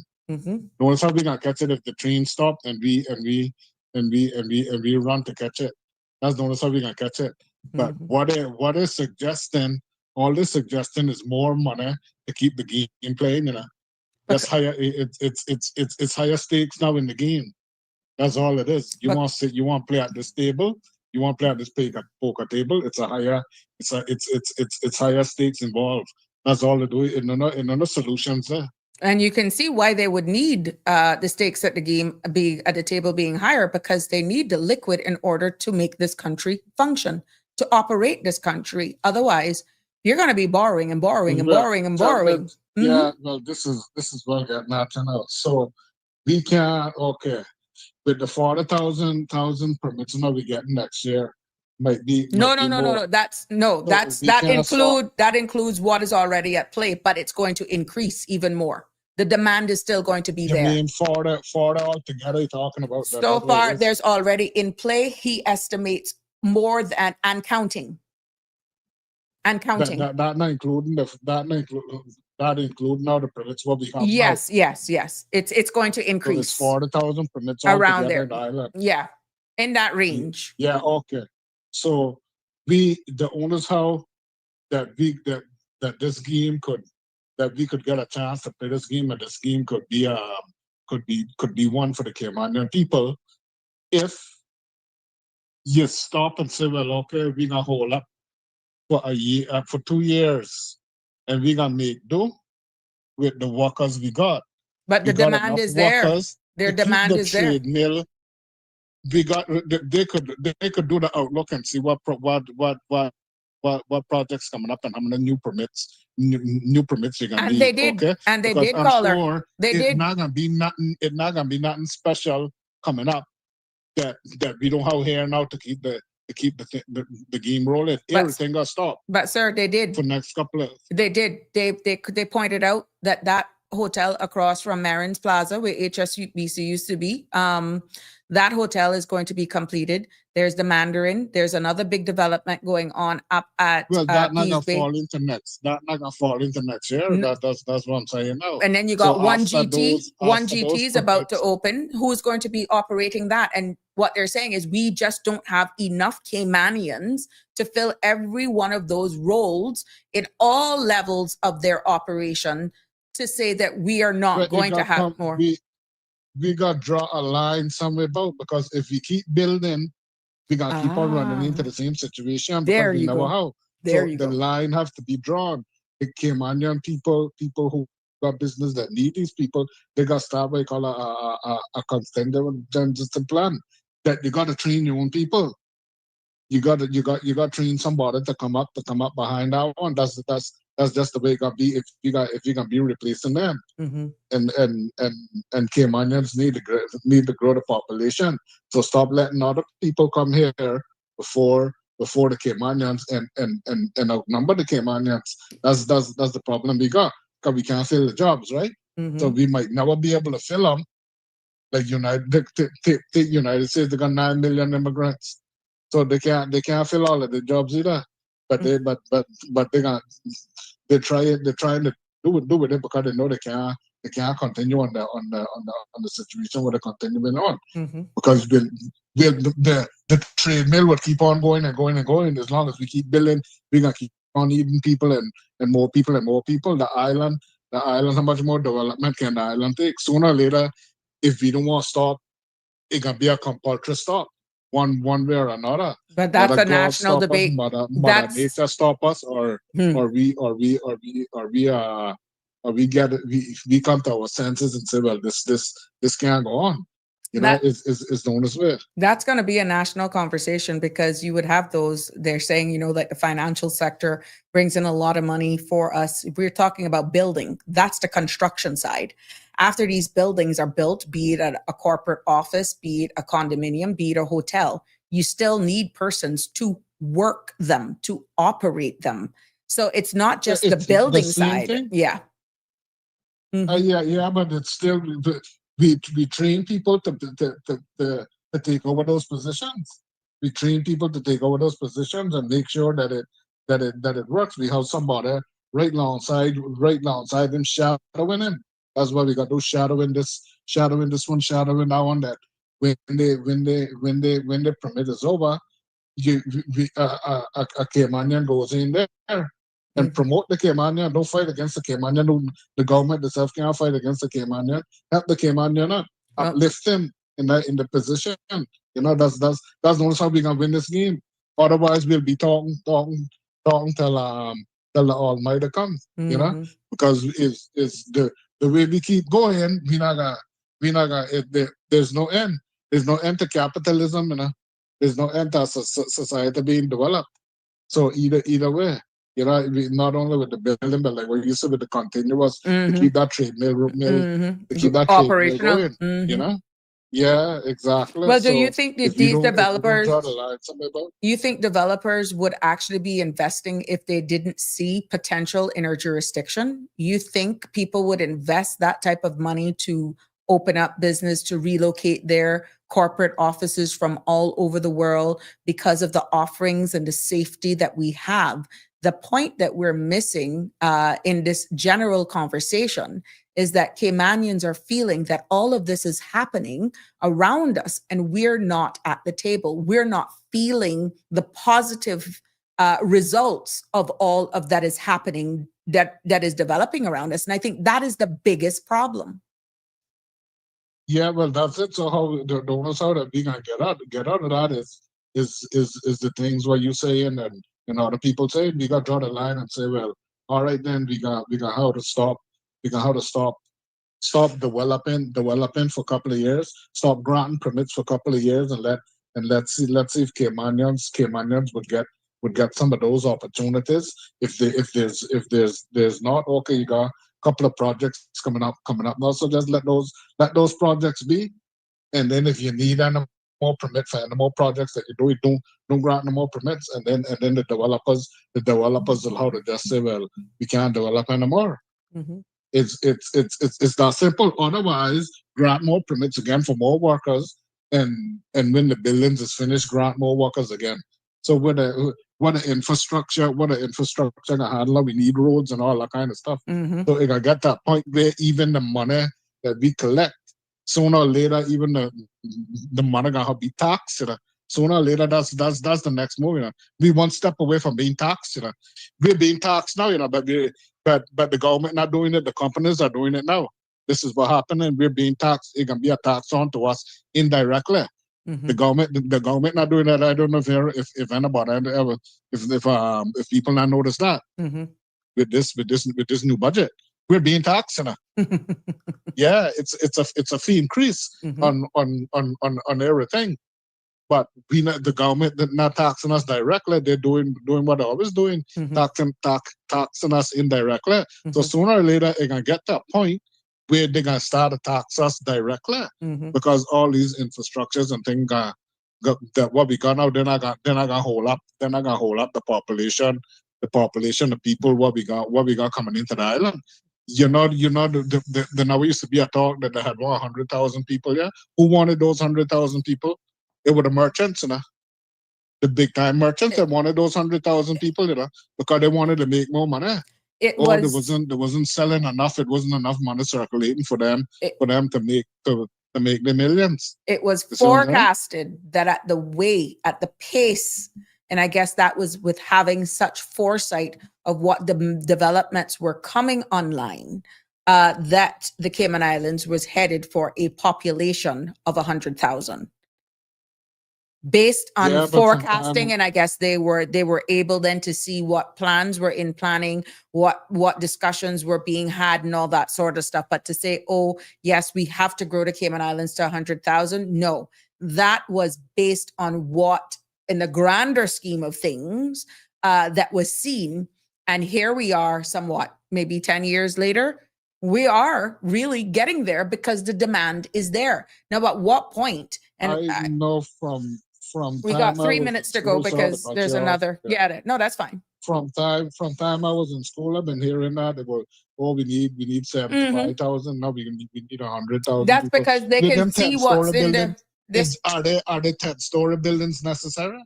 All of that kind of stuff, and the people, the people just don't have nothing to say. But we gonna keep on playing this game forever. I'm sorry to tell them, if the power is in the people. Better. Be in this situation forever if they don't stand up. Okay. Then. All right, my love. Thank you so much for your feedback. Hi, Lavana. You are late for class. I'll give you a lie because I know you're on the mend. We were just looking at a consolidated format of the immigration amendment bill, and we went into the clause 35, what that means, that is now taking on the label of the sellout clause. And I was just delivering this topic in a nonpartisan way for information sharing. And of course, persons were welcome to have their feedback. So yes, and this is where we are, but there is another segment coming on immediately after me at 7. So I'm going to have to do a hard stop. As our older person says, this little island will soon sink with all this cement and steel. And let me tell you something, silent majority cannot remain silent. But I'm hoping that you had some takeaways from this, some sobering realities from the discussions that were ensued, and just bringing it all back together. This Immigration Transition Amendment Validation Bill of 2025, it really steps towards addressing our Caymanians' concerns. It tightens, as we've established today, pathways to residency and Caymanian status, and it also acknowledges that these civil servants exemptions that is putting into place. So it ensures fairness. That is the aim. And in transition, that's what we were doing here today. But it is not the full picture from what we're hearing by the discussion. The regulations will decide whether this is real change or a symbolic change.